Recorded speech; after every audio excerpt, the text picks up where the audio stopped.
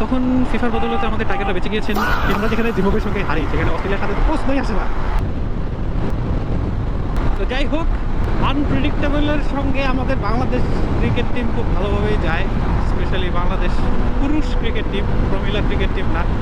কারণ স্যারেরা মোটামুটি 2005 থেকেই আনপ্রেডিক্টেবল, আর যে কোনো সময় যে কাউকে হারায় দেয়।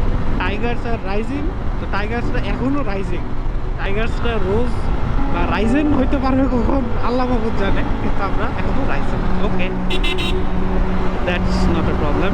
দ্য থিং ইজ, আমরা এই যে লাস্ট ফিফা ওয়ার্ল্ড কাপ চলাকালীন সময়ে যে জিম্বাবুয়েতে যে হেগে এসেছি, সেটা কিন্তু অনেকটাই ঢাকা পড়ে গিয়েছে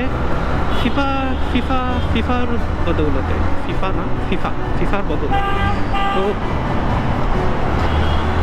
বিষয়টা হচ্ছে, তখন ফিফার বদৌলতে আমাদের টাইগাররা বেঁচে গিয়েছেন, কিন্তু এখন অবশ্য আমরা যেখানে জিম্বাবুয়ের সঙ্গে হারি সেখানে অস্ট্রেলিয়ার সাথে প্রশ্নই আসে না।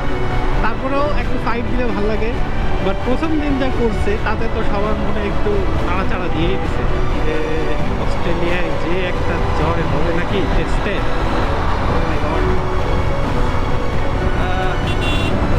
সেটা সময় বলে দিবে, কারণ আমরা খুবই আনপ্রেডিক্টেবল। আমরা এই আছি এই নাই।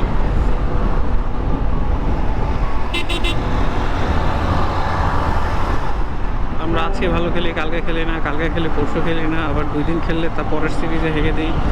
মোটামুটি এরকমই চলে। যেদিন ধস নামে মোটামুটি সবাই ধস নামিয়ে দেয়, আবার যেদিন ঠেকায় দেয় সেদিন কেউ না কেউ ভালোই ঠেকায় দেয়।